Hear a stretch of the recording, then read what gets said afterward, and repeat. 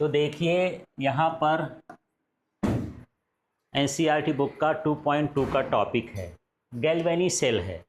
अब कन्फ्यूजन हो जाता है, चाहे वो गैल्वेनी सेल हो, चाहे वोल्टी सेल हो, और चाहे विद्युत रासायनिक सेल हो, वो एक ही चीज़ कहलाता है, ठीक है ना। और चाहे डेनियल सेल है तो उसका उदाहरण है। तो यहाँ पर अभी हम गैल्वेनी सेल देख रहे हैं, लेकिन जो ये हम यहाँ पर देखेंगे ये क्या है, डेनियल सेल। क्या है, डेनियल सेल के बारे में ही पढ़ रहे हैं, ठीक है। तो अर्ध सेल की अभिक्रिया, जब आप डेनियल सेल बनाए थे तो उसमें देखे थे कि इसमें दो बर्तन थे ना, ये इस तरह से संरचना थी।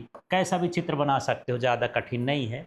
इसमें हम क्या डुबा दिए थे, जिंक। क्या डुबाए थे, जिंक।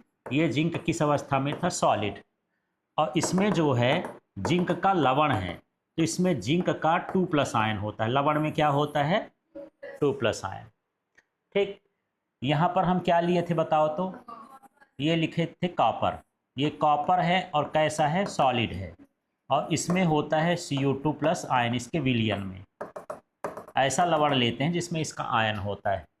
और बीच में हम किससे जोड़ दिए थे, ये क्या कहलाता है, लवण सेतु, ठीक है। बस ये तो बन गया यार। ये प्लस का काम करता है, ये किसका काम करता है, माइनस का काम करता है। यही ना सेल है। अब बनाया डेनियल सेल हूँ, लिखा यहाँ गैल्वेनी सेल है। पूरा कर्म धर्म किसका है, डेनियल का। तो कन्फ्यूजन में मत होना, गैल्वेनी सेल आ जाए, विद्युत रासायनिक सेल आ जाए, वोल्टी सेल आ जाए, डेनियल सेल आ जाए, सब यही डेनियल सेल का करना, ठीक है। तो अर्ध सेल का मतलब ये है, यदि एक तरफ का हम ले ले तो आधा सेल ये कहलाया, उस तरफ का ले ले तो आधा सेल ये कहलाया। तो पूरा सेल बनाने के लिए आधा आधा क्या होता है, पूरा हो जाता है। तो ये भी क्या कहलाया, एक है अर्ध सेल, और ये भी क्या कहलाया, एक अर्ध सेल। और दोनों को मिलाओगे तो क्या बनेगा, पूरा सेल। अब उसको हम सीधे सेल ही कहेंगे, है ना। तो हमको ये पता करना है कि इसमें क्या अभिक्रिया हो रही है और इसमें क्या अभिक्रिया हो रही है। दोनों अर्ध सेलों को हम क्या निकाल रहे हैं, अभिक्रिया, ठीक है। तो देखो यहाँ पर जो ये सेल की पूरी अभिक्रिया है, दो अर्ध सेल में बटी हुई होती है। सबसे पहला है ऑक्सीकरण अर्ध अभिक्रिया। अब ऑक्सीकरण का होता है जब कोई पदार्थ अपने आयनों का त्याग करता है, इलेक्ट्रॉन को बाहर निकालता है, उस क्रिया को हम क्या कहते हैं, ऑक्सीकरण। तो ये जिंक सॉलिड है ना, तो अपना ये घुलता है, थोड़ा सा जिंक किस में डाल देता है, विलयन में, और इसमें क्या दे देता है, Zn+2 आयन। दो आयन निकालता है, माने दो इलेक्ट्रॉनों का ये क्या करता है, त्याग करता है।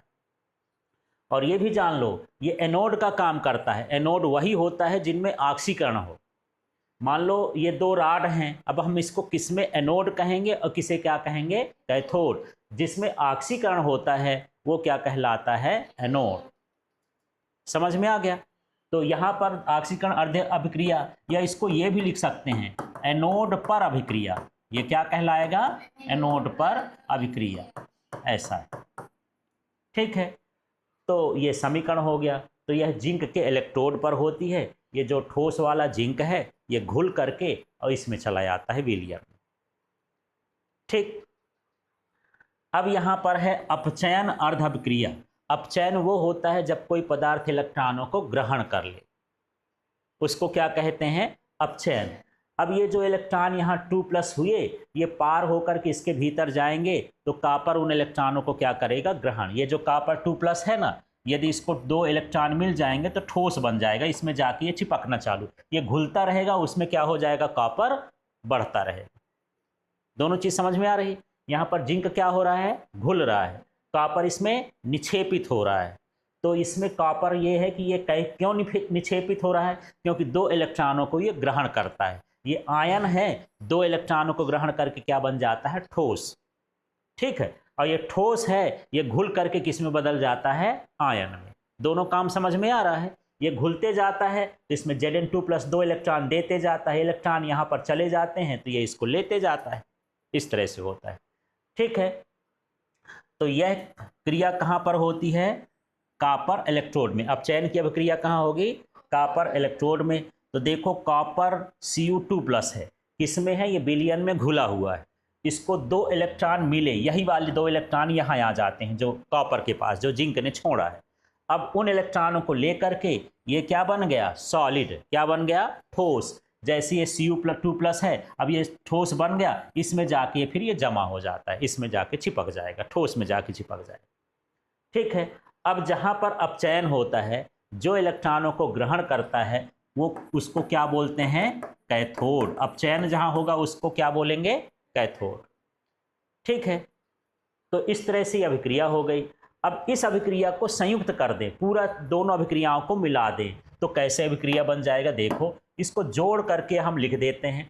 चलो यहाँ पर नहीं लिखा है, पर मैं इसके पूरी अभिक्रिया को इकट्ठा कर दूं।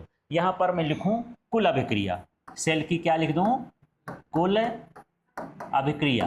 तो कैसा लिखते हैं भाई, इसका इधर का देख लो क्या लिखा है, Zn+, तो ये मैं लिख दिया Zn, ये ZnS हो गया। और तीर के इधर का भी ये लिखो, ये क्या लिखो, Cu2+, प्लस ये प्लस क्या हो जाएगा, Cu2+, और ये किस में है, एक्वस। एक्वस का मतलब घुला हुआ पानी में। ठीक है। जो दोनों में हो उसको नहीं लिखते हैं, जैसे 2 इलेक्ट्रॉन इधर भी है, 2 इलेक्ट्रॉन इधर है, इसको ना लिखेंगे। अब बराबर के उधर का देखो, तीर के उधर का, इसमें क्या बचा, Zn, हाँ, तो क्या हो जाएगा Zn2+। ठीक है, किस में है, एक्वस, ये घुल रहा है, प्लस अब इसमें देखो इस तरफ का, और ये हो जाएगा Cu, और ये हो गया S। इसकी कुल अभिक्रिया हो गई सेल की। तो आधी अभिक्रिया या आधी अभिक्रिया, दोनों को जोड़ दो, क्या बनेगा, कुल अभिक्रिया। जोड़ने का तरीका ये है कि तीर के इधर का इसके लिखो, तीर के इधर का इसको लिखो, जो दोनों में दिखे उसको ना लिखो, फिर तीर लगा दो, फिर तीर के बाद का उधर का लिखो, इसको लिखो, सेल की अभिक्रिया बन जाती है ना। चलिए, अब ये कहलाता है रेडॉक्स कपल। माने ये जो दोनों अर्ध सेल हैं, दोनों भागों के अर्ध सेल को हम क्या बोलते हैं, रेडॉक्स कपल या युग्म। युग्म माने क्या होता है, जोड़ा। इनके बीच आदान प्रदान हो रहा है, इन जोड़ों के बीच, तो ये क्या कहलाते हैं, रेडॉक्स। माने एक में ऑक्सीकरण होता है, एक में रिडक्शन होता है, और दोनों मिल के काम कर रहे हैं, इसलिए हम इसको क्या बोलते हैं, रेडॉक्स का युग्म बोलते हैं। सेल का ये रेडॉक्स युग्म हो गया। ठीक है। यहाँ पर क्या होता है, कॉपर इलेक्ट्रोड को अपचयन अर्ध सेल कहते हैं, और जिंक इलेक्ट्रोड को क्या कहते हैं, ऑक्सीकरण अर्ध सेल, क्योंकि कॉपर में अपचयन हो गया और इसमें क्या हो गया, ऑक्सीकरण हो गया। ठीक। अब यहाँ पर देखते हैं गैल्वेनी सेल की बनावट। तो चित्र तो कल देखे थे यार, वही चित्र को तो बोलना आया है ना। जो अर्ध सेल होता है वो अपने इलेक्ट्रोड के साथ किस में डूबा होता है, विलयन में। चित्र बना दूं, बताओ अब मैं कैसे कैसे बनाऊं। पहले क्या बनाऊं, 2 ठो बर्तन बना देता हूं।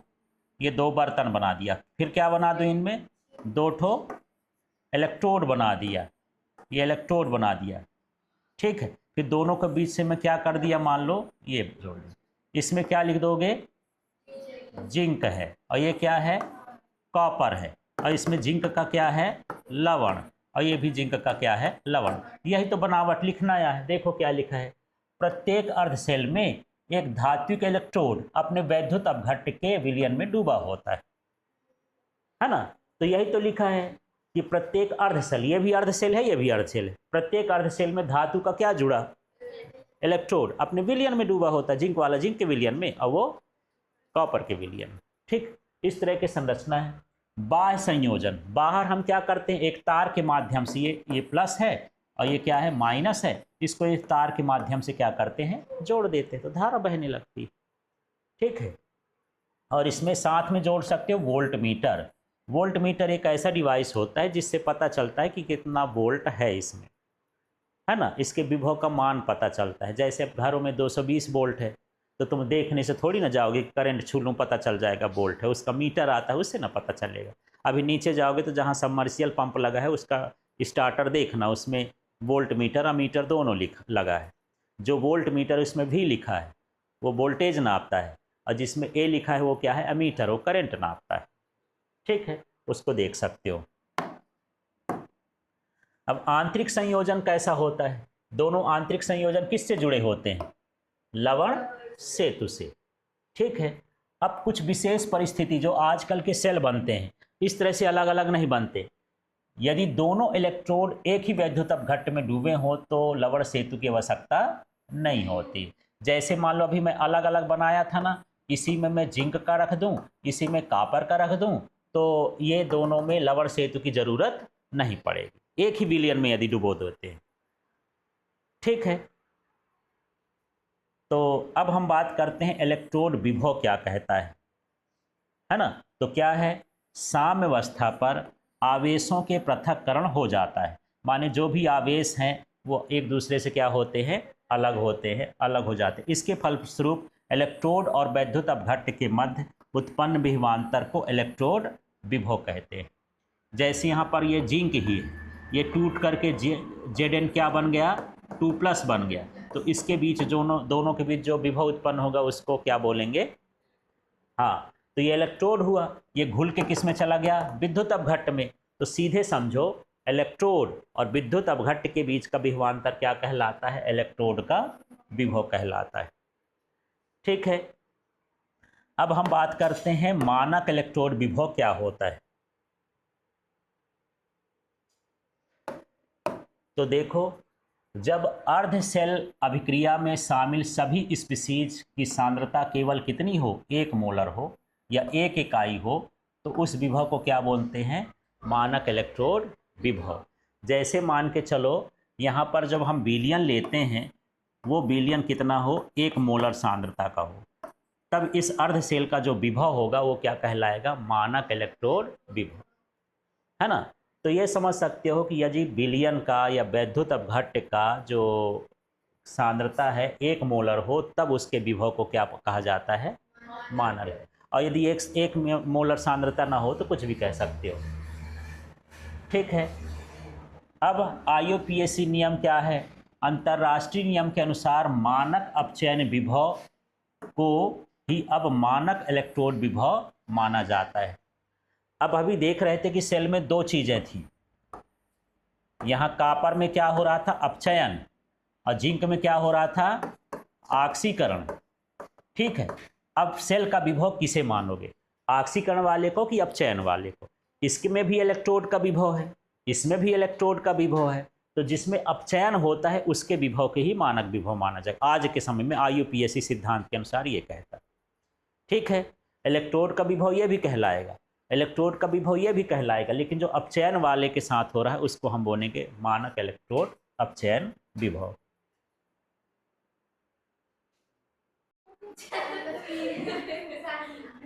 हाँ जी, देखिए यहाँ पर एनोड और कैथोड में क्या अंतर होता है। ठीक है, सबसे पहले अभिक्रिया की बात करें, यहाँ क्या होता है, ऑक्सीकरण, माने जिस इलेक्ट्रोड पर ऑक्सीकरण होता है उसे क्या कहा जाता है, एनोड। जैसे आप जिंक और कॉपर देख रहे थे, तो जिंक इलेक्ट्रॉनों का त्याग करता है, माने जिंक में ऑक्सीकरण हो रहा है, इसलिए जिंक क्या कहलाएगा, एनोड कहलाएगा। ठीक है, और यहाँ क्या होता है, अपचयन होता है, जैसे कॉपर में अपचयन होता है, इलेक्ट्रॉनों को ग्रहण करता है, तो वो क्या कहलाएगा, कैथोड कहलाएगा।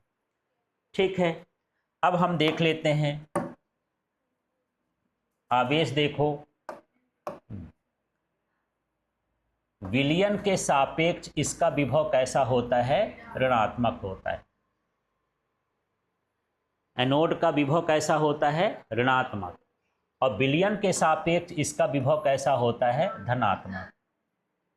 ठीक है, उल्टा उल्टा समझना है।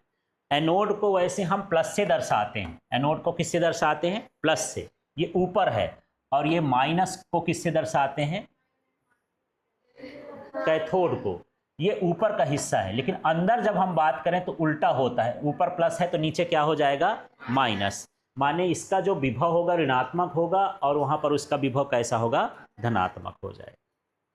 ठीक है, कणों का प्रवाह है, इलेक्ट्रॉन यहां से बाहर निकलते हैं, क्योंकि इलेक्ट्रॉन दे रहा है तो इलेक्ट्रॉन छोड़ेगा तो यहां से बाहर निकलता है। यहां पर इलेक्ट्रॉन क्या करता है, प्रवेश करता है, इलेक्ट्रॉन को क्या करता है, ग्रहण करता है। इस तरह से एनोड और कैथोड में अंतर है। ठीक है, तीनों अंतर समझ में आ गए। क्या था, एनोड ऑक्सीकरण कहाँ होगा, एनोड में, यदि किसी इलेक्ट्रोड पर ऑक्सीकरण हो रहा है तो उसे क्या मानोगे, एनोड, और अपचयन होगा तो उसमें क्या मानोगे, कैथोड। जो एनोड का विभव होता है, आंतरिक विभव, वो कैसा होता है, ऋणात्मक, और जो कैथोड का विभव माना जाता है कैसा होता है, धनात्मक। इलेक्ट्रॉन कहाँ से निकलते हैं, एनोड एनोड, इसमें कैथोड में बताना, इलेक्ट्रॉन कहाँ से निकलेंगे, एनोड से, और प्रवेश कहाँ करेंगे, कैथोड में। ठीक है।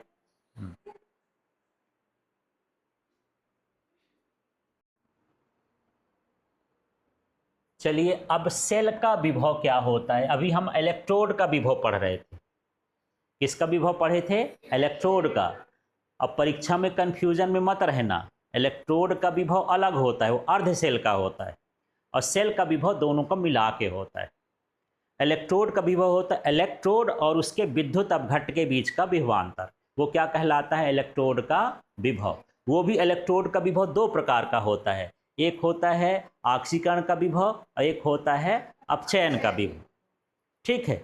अब यहाँ पर कौन सा विभव आ गया, सेल का विभव। ये सेल का विभव माने दोनों इलेक्ट्रोड को मिला करके विभव कितना है। ठीक है, तो इसको क्या लिखेंगे, गैल्वेनी सेल के दोनों इलेक्ट्रोडों के बीच का विभवांतर क्या कहलाता है, सेल का विभव कहलाता है। इसका मात्रक क्या होता है, वोल्ट होता है। समझ में आ गया, विभव का मात्रक हो, विभवांतर का मात्रक हो, इलेक्ट्रोड का विभव हो, सेल का विभव हो, मानक विभव हो, जहां भी विभव विभवांतर शब्द आ जाए सबका मात्रक क्या होगा, वोल्ट होगा। जान गए। तो फिर से देखो, सेल का विभव क्या कहलाएगा, दोनों इलेक्ट्रोड के बीच का विभव। अब मैं पूछूं इलेक्ट्रोड का विभव क्या है, तो क्या बोलोगे, इलेक्ट्रोड और विद्युत अपघट्ट के बीच का विभवांतर। दोनों में अंतर समझ में आ रहा है, उसमें विद्युत अपघट्ट के साथ बोलोगे, इसमें दोनों इलेक्ट्रोड के बीच का विभवांतर क्या कहलाता है, सेल का विभव। अब ये है सेल का विद्युत वाहक बल, इसको ईएमएफ लिखते हैं, इलेक्ट्रोमोटिव फोर्स। ये क्या होता है, जब सेल से कोई धारा प्रवाहित नहीं होती तो सेल का विभव सेल का ईएमएफ कहा जाता है। ईएमएफ माने सेल का विद्युत वाहक बल कहा जाता है।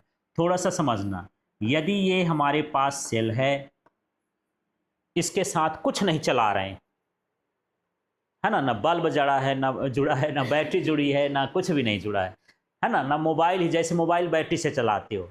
अब मोबाइल से बैटरी को बाहर कर दो, अब उसका विभव नाप लो, तब वो क्या कहलाएगा, उसका ईएमएफ। जब आप नई बैटरी खरीदने जाते हो तो उसमें लिखा रहता है 1.5 वोल्ट। इसका मतलब है कि उसका जो ईएमएफ है, विद्युत वाहक बल है, वो कितना है, 1.5 वोल्ट। ये कब है, जब इसमें कोई विद्युत परिपथ नहीं होता, इसके साथ कुछ नहीं जुड़ा होता, ये सब न जुड़ा हो, तब हम उसे क्या कहेंगे कि ये विद्युत वाहक बल है। तो इसको ये भी बोल सकते हो, खुले परिपथ में सेल का विभवांतर, खुले परिपथ में सेल का विभवांतर। यह कह सकते हो जब सेल से धारा प्रवाहित नहीं होती है तब का विभवांतर क्या कहलाता है, सेल का विद्युत वाहक बल। ठीक है, और इसका भी मात्रा क्या होता है, इसका भी मात्रा क्या होता है, वोल्ट। विभवांतर की बात हो रही है तो चाहे विद्युत वाहक बल हो, चाहे विभव हो, चाहे विभवांतर हो, है ना, सबका मात्रा क्या होता है, वोल्ट। अब इसको हम निकालेंगे कैसे, सेल का विभव निकालते कैसे हैं, तो हम क्या करेंगे, कैथोड और एनोड के अपचयन विभव का अंतर, है ना, यहाँ कैथोड का विभव लिख दिए माइनस एनोड का विभव लिख दिए और दोनों को घटा दिए तो कितना आ जाता है, उसका सेल का विद्युत वाहक बल आ जाता है। थोड़ा सा ऐसा समझ लो कि यदि मान लेता हूँ कि जो जिंक है, कैथोड क्या था, उसमें कॉपर है, कैथोड क्या है, कॉपर, तो कॉपर का मान लेता हूँ 0.34 वोल्ट, ये किसका है, कॉपर का। और जिंक का मान लो माइनस में इलेक्ट्रॉन देता है तो माइनस होता है 0.76 वोल्ट, ये माइनस होता है उसका, ये माइनस ये वाला लिखा है, और ये एनोड का ये हो गया तो माइनस माइनस कितना हो गया, प्लस। तो अब प्लस हो गया माने इसको लिख सकते हो 0.34 और प्लस हो गया 0.76, इसको जोड़ते हैं तो 0.76, 0.34, 6 4 10 7 3 10 1 11 और 1.1, तो इसका मान कितना हो गया, 1.1 वोल्ट। इस तरह से विभव हो गया। तो एक हमें कैथोड ले लिए, और दूसरा हम ले लिए एनोड और दोनों की विभव का अंतर निकाल दिए, वो क्या कहलाएगा, सेल का विभव कहला गया। ये सेल, ठीक है ना। तो सेल का विभव वही तो है, इलेक्ट्रोडों के बीच का विभवांतर, या कह सकते हो कैथोड और एनोड के बीच का विभवांतर सेल का विभव कहलाता है। और धारा प्रवाहित नहीं करोगे तो विद्युत वाहक बल कहलाएगा, धारा प्रवाहित करोगे तो विभवांतर कहलाएगा। दोनों में फर्क इतना है, यदि धारा प्रवाहित होगी तो क्या कहलाएगा, विभवांतर, और धारा प्रवाहित नहीं होगी तो क्या कहलाया। हाँ, अब सेल को लिखने की परिपाटी क्या है, परंपरा देखो कैसे, ये केवल आपको समझने के लिए। हाँ, एनोड को कहाँ की ओर लिखा जाता है, बाईं ओर, और कैथोड को हमेशा कहाँ लिखा जाता है, दाईं। पर किताब में मुझे ये बताओ कि बाईं कहाँ होता है, दाईं कहाँ होता है। मैं ये बराबर लगा दिया, दाईं इधर है कि दाईं उधर है,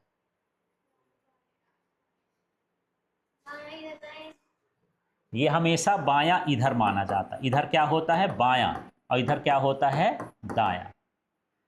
समझ में आ गया। तो बाईं ओर क्या लिखा जाता है, कैथोड। अभी सूत्र देखे थे, ई बराबर लिखा था ई कैथोड, और माइनस क्या था, ई एनोड। तो दाईं ओर एनोड लिखा जाता है, बाईं ओर क्या लिखा जाता है, कैथोड लिखा जाता है। एनोड कहाँ है, ये कैथोड हमेशा कहाँ की ओर, ये देखो एनोड, अच्छा बाईं ओर, एनोड कहाँ लिखेंगे, बाईं ओर। अभी सूत्र नीचे आते हैं, थोड़ा सा उल्टा हो गया ना। हाँ, एनोड को कहाँ लिखेंगे, बाईं ओर, और कैथोड को कहाँ लिखेंगे, दाईं ओर। और धातु और उसके वैद्युत अपघट्ट के बीच में क्या लगा देते हैं, दो रेखा खींच देते हैं। अब देखना यहाँ पर उदाहरण समझना कैसे कैसे, ठीक है। दोनों विलयनों को जोड़ने वाले लवण सेतु को दो समांतर ऊर्ध्वाधर रेखाओं से क्या किया जाता है, व्यक्त किया जाता है। उदाहरण से समझो, उसको सब छोड़ दो, ठीक है। अब यहां पर यह समझना, जो इधर है, जो माने इलेक्ट्रॉन को ग्रहण करेगा, वो क्या कहलाएगा, कैथोड। इलेक्ट्रॉन को जो ग्रहण करेगा वो क्या कहलाएगा, कैथोड। तो कैथोड में देखो, यहां पर कैथोड में अपचयन हो रहा है, ये Ag प्लस है, प्लस वाला ही ना इलेक्ट्रॉन लेगा। तो हम पहले ये इलेक्ट्रॉन लिखे और +2 इलेक्ट्रॉन लिखे, 2Ags लिखे। ये इसका क्या कहलाया, कैथोड, और ये इसका क्या कहला गया, एनोड। मान लो का इसके साथ बनाएं। अब इसका संकेत निरूपण करना है, तो हमको सबसे पहले क्या लिखना होता है, एनोड। पहले क्या लिखना होता है, एनोड। एनोड में देखो ये क्या लिखा है, Cu2+, और ये क्या कहलाया, C, ठीक है। तो यहां से लिखे Cus, फिर एक डंडा खींचेंगे, फिर क्या लिखेंगे, Cu2+, फिर दो लाइन खींचेंगे। अब क्या लिखना है, कैथोड। क्या लिखना है, कैथोड। तो कैथोड यहाँ क्या लिखा है, Ag+, और ये बदल के क्या हो गया, Ags हो गया। ये सेल का क्या हो गया, संकेत हो गया। तो मुझे ये बताना, अभी हम लोग पढ़े थे, यहाँ पर क्या था, Zns था, प्लस क्या था, Cu2+ था, फिर तीर था, क्या हो गया, ये Cus हो गया, और Zn2+ हो गया। इस सेल को संकेत में बताना है। तो पहले आप इसमें ये ढूंढो कि इसमें जो है एनोड क्या है, एनोड क्या है इसमें, Zn। एनोड क्या है, Zn।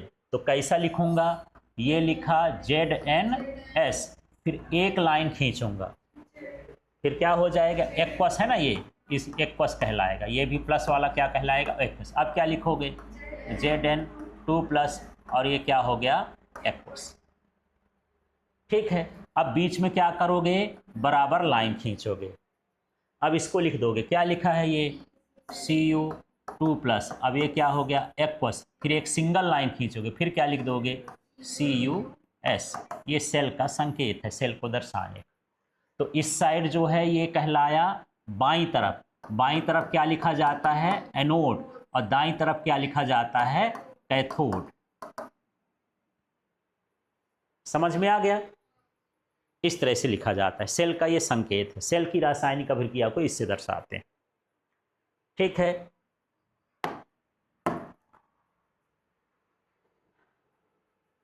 और इसी तरह से इसका सेल का ईएमएफ का सूत्र, ये वाला छोड़ देना, जो ईएमएफ वाला पढ़े हो, ये वाला सूत्र, इसको ध्यान रखना।